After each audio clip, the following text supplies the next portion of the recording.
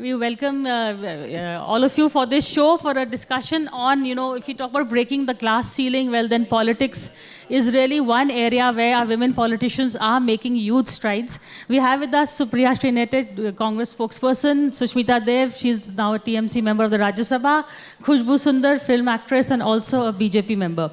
All of you have, been in politics, and I know it's an age-old question, but Khushbu, there is always the thing of being in politics. Is there a line that, women are stuck, which they cannot cross? Have you ever felt hampered? Has the gender been an issue for you? I'm not saying when you get there. When you inside, then what happens? Hi, and a very good morning to one and everyone. It's a pleasure to be here with Supriya and Sushmita. I think when it comes to women who are successful, who wants to be successful, women, beauty with brains, you always have a barrier, you always have a line which people expect that we are not supposed to cross that. You're a woman, so you need to be in place. That is the attitude which comes everywhere. It's not about politics alone, I think everywhere.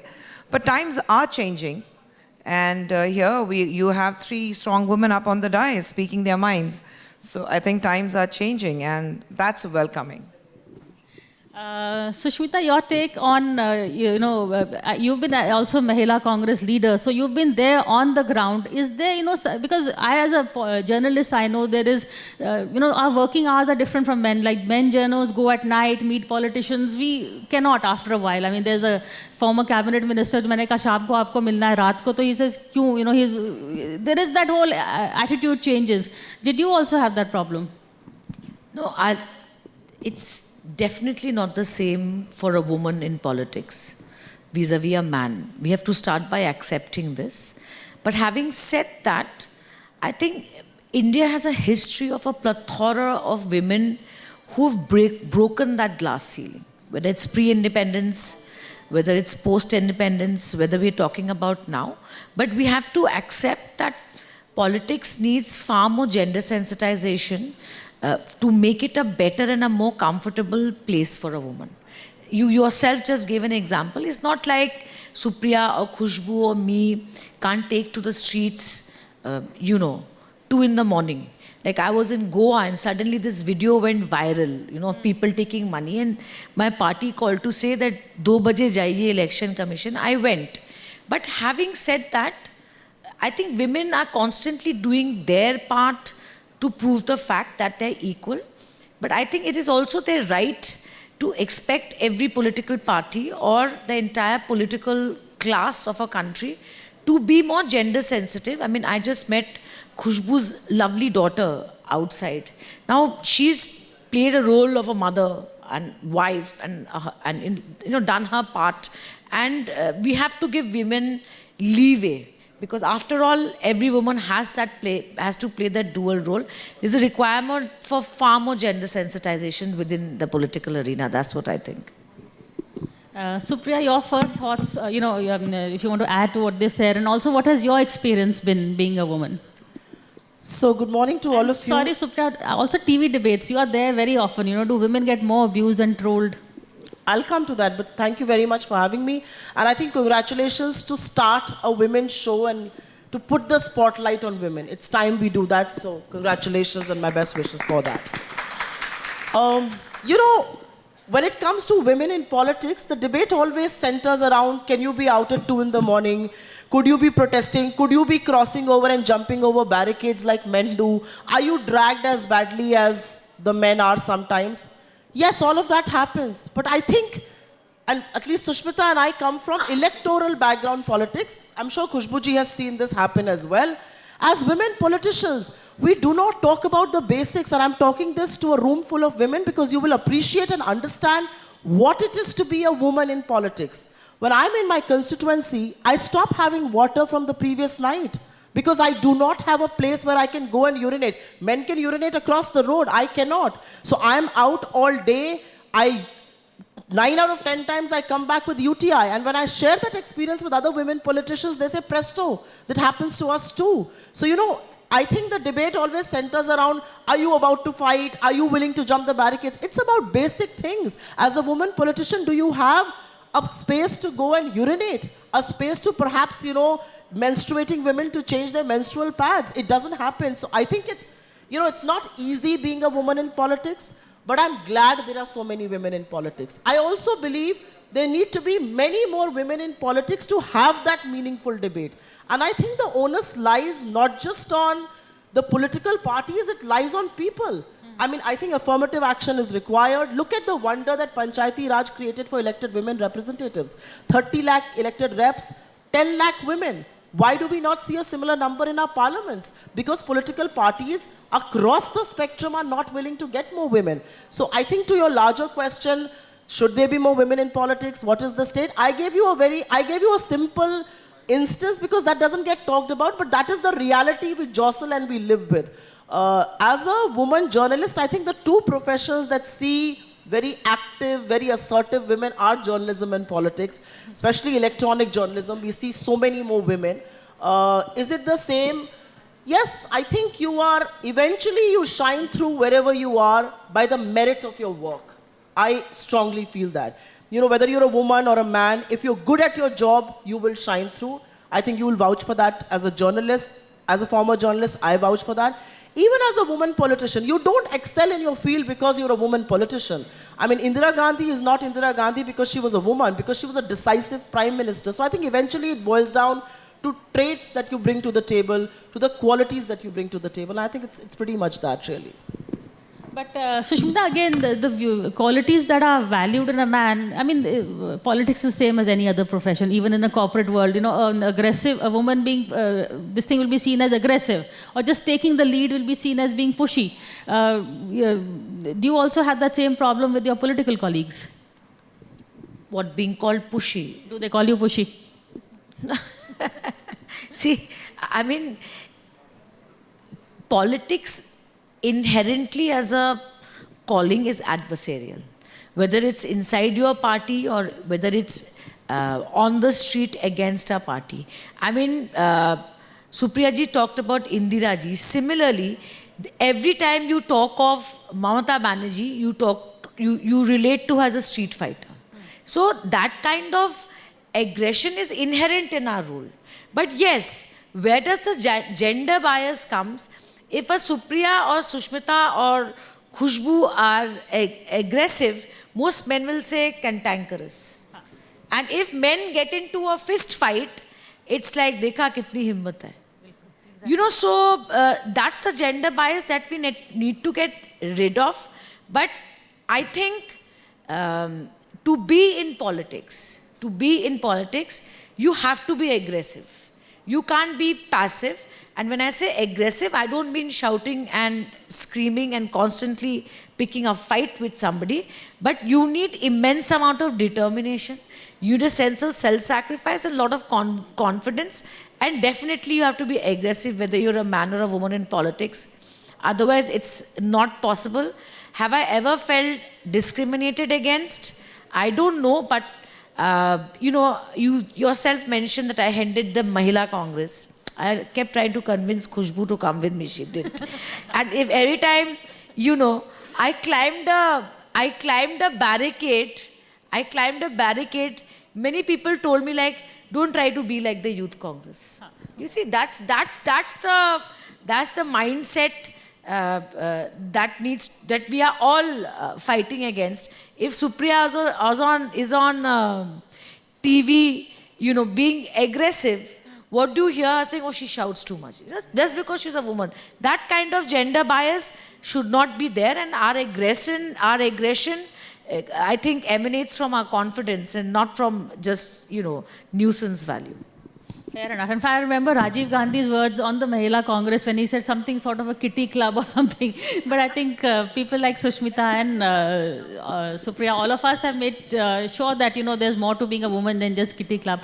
But Khushbu, you've also seen the Bollywood side of it. So where are the women more appreciated, where there's more, compare Bollywood and politics, where ज़्यादा इज्जत women को कहाँ मिलती है?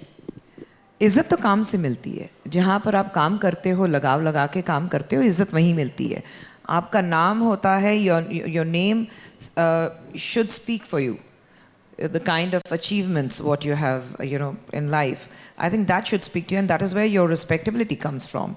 If I wouldn't be successful, if I wouldn't have achieved this fine 36 long years as an actor, I wouldn't be here. I wouldn't be respected as I am today.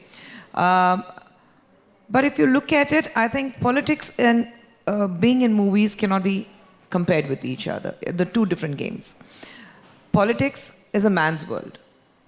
It's definitely a man's world. I would agree with Supriya and Sushmita when they say that you go out on the streets and it's like, don't try to be a man. Behave like a woman. I mean, I don't understand the difference between how to behave like a woman and how to behave like a man. Being submissive, pallu pehen ke aaram se baithe raho, shor sharaba na karo, so that's a woman. So I think, the basic mindset of people and the men around, yes, they do label you as pushy. You have to be aggressive in politics. You have to push yourself. Because there's a saying in Tamil, "Alde kolande ki paal." It means like jo bacha rota hai, usi ko doodh milta hai. So, that's the... There's a Punjabi version of that also. Acha. So I'm not aware of that. But then this is what we believe in. So you have to be constantly making noise. You have to be constantly make your presence felt. You have to tell them that I'm here to work. And I mean business. This is what actually the message has to be sent loud and clear. Yes, there are times when I take 2 steps back, where I feel that, okay, this is going to get a little uncomfortable. I do take 2 steps back. But there's always like you take 2 steps back to take a larger leap. So I do that. But I think comparing movies and politics is definitely no. You cannot do it. Both are 2 different worlds. Supriya, is there any legislation that you feel, women reservation has been done to that, so let's not go into that, but where all parties can come together, or any issues that all women can all come together as a, pressure group and raise those issues? I'm going to answer that question, but I think you asked me something previously on television debates. I mean, this is not about television debates per se. If I'm on a television debate and I've made a point which has made my adversary uncomfortable, 9 out of 10 times I'm going to be labeled aggressive, I'm going to be labeled noisy. But the surround sound, the trolls, that shadow political adversary, they do not attack me for my fact. And I see that for women across the spectrum. They don't attack you for your fact. They don't attack you that you could put your adversary down. They don't even attack you for being aggressive. It's all sexual. Every name that is called out, I mean, it's very offensive because it's so sexual in nature, and that happens only to women. Men, when they get into combat with each other, never get sexual abuses hurled at them, but a woman always does. You just have to go and read the comments that come on some of the posts that go viral. The other side will always, I mean, I'm not saying officially, but unofficially, the abuse is always sexual. But to your question about what can political parties do, I think forget about political parties for a minute. We are all women. We faced it at some level or the other. We see it happening around us. I think we need to first be sensitive to what is happening to women across the country. I think a Sushmita Dev or a Khushbu Sundar or a Supriya Srinath, or even for that matter a Priya Sai, we are very privileged. We are extremely privileged. We are not going to be jostled. We will not be pushed. We will perhaps not even be abused at. I think we need to wake up to reality of what is happening to women in this country. And may I dare draw the attention of everybody sitting here and people who are going to watch this. There are 11 rapists in this country who walk free on the very same day that our Honorable Prime Minister says, औरतों की इज्जत होनी चाहिए, उनके खिलाफ गंदे शब्दों का उपयोग नहीं होना चाहिए. What on earth justifies that? And why do I now not see outrage? I think that is a very important thing. Is our treatment of rapists going to be decided by who they raped? I don't see the outrage. I'm told that the governor of Kerala was here earlier in the day today. Did he talk about Bilkis Bano? I don't think he did. He did, but his thing was that the court, have they got remission before the court, the sentence was over or not? Just to put it on record, he is wrong there. He is wrong because there were 2 BJP MLAs who were a part of the committee that recommended remission. And after the release happened, Priya, and I think all of us need to come together and denounce it. Forget about what the government did or did not do. After the release happened, how can rapists be garlanded? Unko tika lag raha hai, unko laddu khilaye ja rahe hain. And this is being done by women. And an MLA comes and says, ये संस्कारी लोग थे, वो संस्कार के लिए, आजादी की लड़ाई के लिए जेल गए थे. I think there has to be outrage. I don't know if I am too thin-skinned. I don't know if my passion is misplaced. But on things like these, there has to be outrage. I think in public life, calling women names, calling Congress ki vidwa, Congress 50 crore ki girlfriend, heckling a woman chief minister, calling her Didi or Didi. Can the Prime Minister do that? I think it is wrong. It is absolutely wrong. And as a collective consciousness of this country, we need to tell people this is not all right. You cannot call these names. You cannot be standing with rapists. You cannot be giving political patronage to people who have committed crime against women. I think we need to begin there. It's fashionable for us to have a discussion on women in politics. We are privileged. We are extremely privileged. We are all extremely, I think, you know, we've got our share, perhaps a lot more than many women will. Let's talk about the women who don't. Fair enough. Shashmita, would you like to add to that? And also, you know, the issues that women can raise, and also your personal experience of, you know, being trolled, being abused. You know, you're also a person who's very vocal. I'm sure that you also face a lot of personal criticism. You see, you're asking about on issues where women can come together. There are two things. What Supriya ji said, in the Bilkis Bano case, I ask every woman sitting there and us here to see your mother being raped, to be raped yourself, to see your children's heads being smashed and your family members killed. Think of the trauma a woman goes through, or any person, man or woman.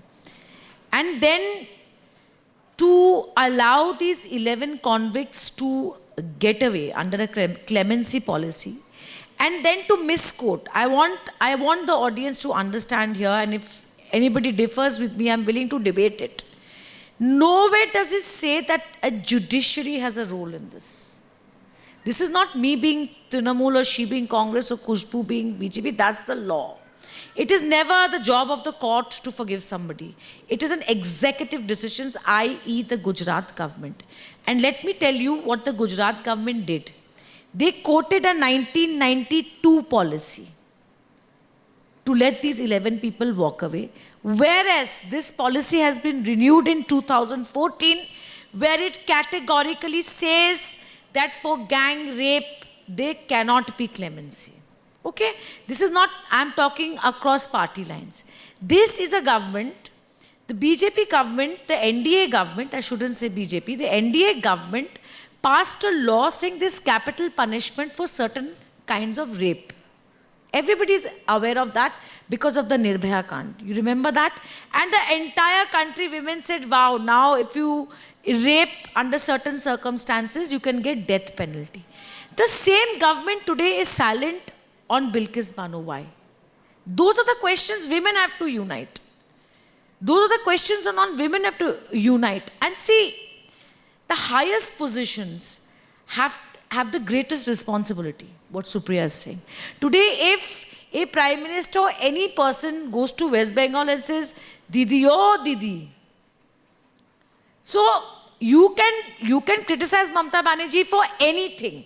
That's part of politics, okay? I have no issues with it. I also criticize Prime Minister Modi on so many things. But when a cat call like that, Didi, oh Didi comes for, then people react to that. So we have to practice what we preach. And I think if anybody from my party does anything like that, you should condemn it. I mean, Supriya, you remember when somebody said denting and painting, and Sharmishta Mukherjee reacted to it despite the fact that it was her brother. That's how women have to come together. And that's what I feel. You've asked about what legislation, and you said apart from reservation bill. See, equality in this country is not an idea. Women have to believe that. Equality in this country is a right. It is a right to be treated equally, and there is enough being said about what laws they want. I just wanted to move away from that rhetoric and say the worst thing you can do to women empowerment is tokenism. Okay, the worst thing. I'll give just one example. The Maternity Benefit Act says Every private company which employs more than certain amount of people has to have a creche. You have to let the mother breastfeed. Agreed. But not to fund it and not to give an incentive has actually made younger women at the age of conceiving more unattractive for employment. So before someone employs a 25-year-old or 28-year-old, they say, my God, if I take this woman, now I have to have a creche in my office and give her time off to breastfeed. So tokenism is the worst thing in women empowerment. So whatever laws we agree on, we must think it through. That's all I'll say. I agree with you. Tokenism has that whole patronizing air about it that really irritates. But Khushbu, why is there not enough outrage on Bilkis Banu the way it was on Nirbhaya? You know, and people cutting across party lines, really. It's not a party... I completely agree there's no outrage. Why there is no outrage?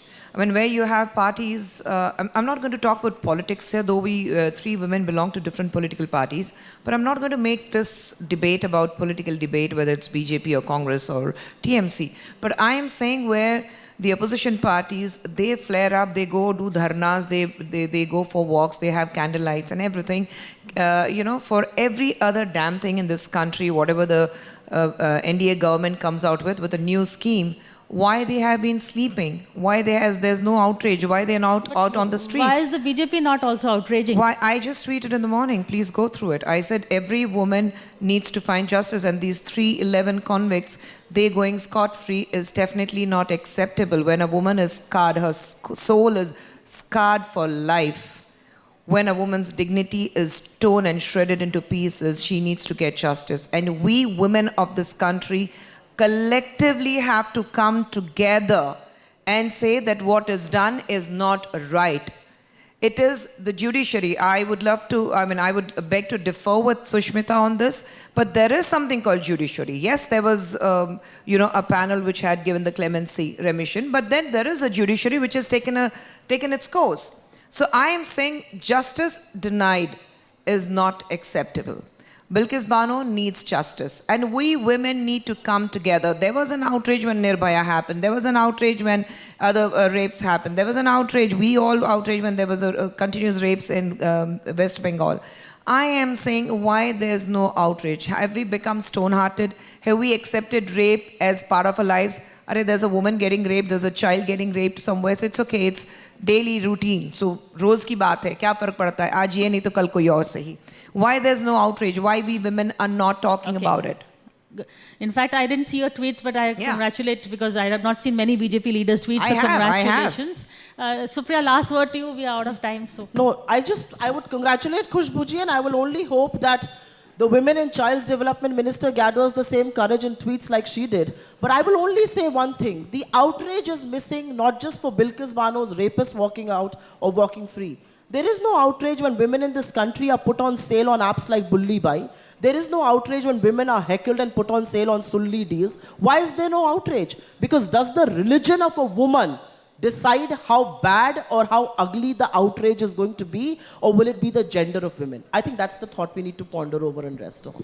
And thank you for summing it up. I think the journalist and her has got the better of me, at least, because this is exactly what I wanted to say. And platforms like this that is why we have platforms like this, where three of them have come across, put aside their party differences and agreed on one issue. So we do give them a hand because we really hope that this kind of initiative goes on. Thank you so much, all of you. For more such videos, subscribe to the NewsX YouTube channel, hit the bell icon.